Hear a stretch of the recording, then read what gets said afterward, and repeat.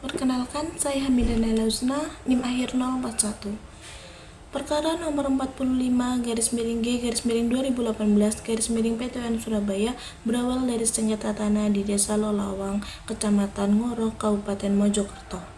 Para penggugat ahli waris Tuwin, pemilik sertifikat hak milik SHM nomor 71 Desa Lolawang tahun 1974 menggugat kantor petanahan di Kabupaten Mojokerto yang menerbitkan 4 sertifikat hak guna bangunan atau HGB atas nama PT Tomatek Indonesia, PT Intilan Sejahtera, dan PT S&S Hygiene Solution di atas tanah seluas 79.000 meter persegi. Para penggugat menilai tindakan tersebut menimbulkan tumbang tindih hak atas tanah dan melanggar PP nomor 24 tahun 1997 tentang pendaftaran tanah serta asas-asas pemerintahan yang baik, khususnya asas profesionalitas dan tertib administrasi. Nama saya Alfia Putri Ramadhani dengan NIM 2404067424. Identitas kasus. Perkara ini merupakan sengketa tata usaha negara dengan nomor 45/2018/PTUN diajukan oleh 7 ahli waris almarhum Tuwin sebagai penggugat terhadap Kepala Kantor Pertanahan Kabupaten Mojokerto sebagai tergugat. Lalu objek sengketa. Sengketa timbul karena Kantor Pertanahan Mojokerto menerbitkan 4 sertifikat hak guna bangunan atau HGB atas nama 3 perusahaan berbeda di atas tanah yang sudah memiliki sertifikat hak milik nomor 71 milik Tuwin. Lalu posisi para pihak. Para penggugat adalah ahli waris sah pemilik tanah berdasarkan sertifikat hak milik nomor 71. Sedangkan tergugat sebagai pejabat pertanahan dianggap telah bertindak melawan hukum karena menerbitkan sertifikat baru tanpa memperhatikan keberadaan hak atas tanah yang sudah ada sebelumnya. Lalu kronologi singkatnya, tanah dengan sertifikat hak milik nomor 71 diterbitkan tahun 1974 atas nama Tuwin. Setelah Tuwin meninggal pada tahun 2006, tanah diwariskan ke ahli waris. Namun pada tahun 2012, Kantor Pertanahan Mojokerto menerbitkan 4 HGB di atas tanah yang sama. Setelah mengetahui hal itu, para ahli waris mengajukan gugatan ke PTUN pada tahun 2018 dan pengadilan akhirnya membatalkan seluruh HGB yang telah diterbitkan.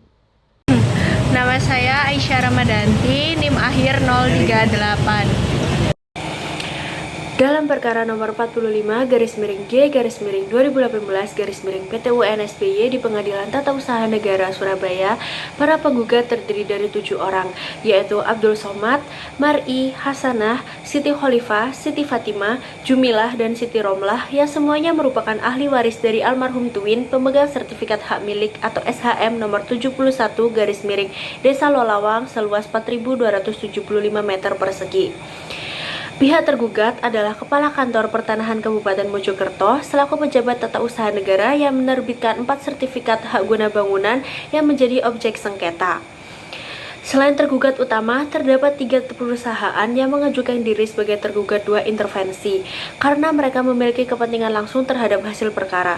Ketiga perusahaan tersebut adalah 1. PT Intilan Sejahtera, pemegang hak guna bangunan nomor 277 dan 278 Desa Lolawang. 2. PT S&S Hygiene Solution, pemegang hak guna bangunan nomor 279 Desa Lolawang.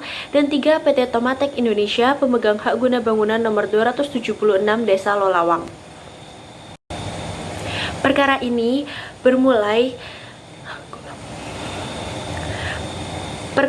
bermulai dari kepemilikan tanah almarhum Tuwin yang telah bersertifikat hak milik atau SHM nomor 71 garis miring Desa Lolawang seluas 4.275 meter persegi yang telah diterbitkan oleh Kantor Pertanahan Kabupaten Mojokerto pada tahun 1974.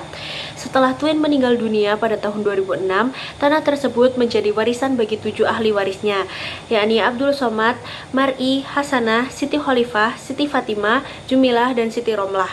Permasalahan muncul ketika pada tanggal 26 Desember 2012, Kantor Pertanahan Kabupaten Mojokerto menerbitkan 4 sertifikat hak guna bangunan atau SHGB baru atas nama 3 perusahaan, yakni PT Tomatek Indonesia, PT Intilan Sejahtera, dan PT SNS Hygiene Solution, dengan total luas lahan mencapai lebih dari 79.000 meter persegi.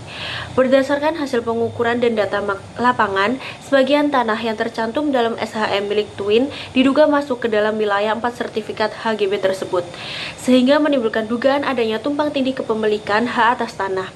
Dugaan ini kemudian menimbulkan keberatan dari pihak ahli waris yang menganggap hak mereka telah dilanggar oleh penerbitan sertifikat baru tersebut.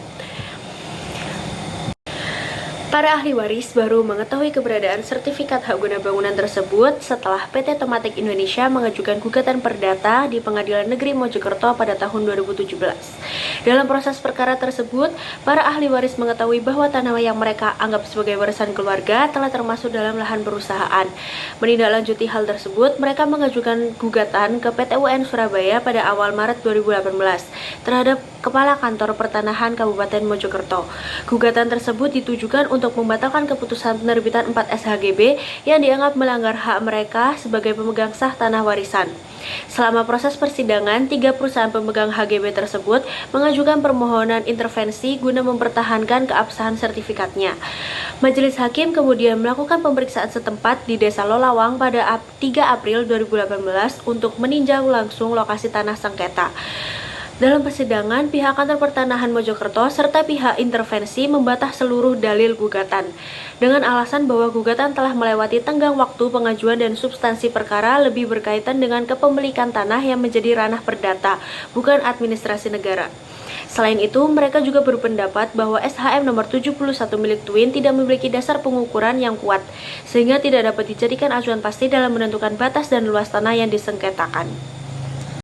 Perkenalkan, nama saya Ika Fitriani dengan NIM 021. Putusan PT UN. Majelis Hakim PT UN Surabaya memutuskan bahwa gugatan para penggugat, yakni ahli waris Twin, tidak dapat diterima karena diajukan melewati batas waktu, yakni 90 hari sebagaimana diatur dalam pasal 55 Undang-Undang Nomor 5 Tahun 1986 tentang PT UN. Para penggugat dianggap telah mengetahui penerbitan 4 sertifikat hak guna bangunan oleh Kantor Pertahanan Kabupaten Mojokerto jauh sebelum gugatan diajukan pada 2 Maret 2018. Oleh karena itu, Majelis Hakim menerima bantahan tergugat mengenai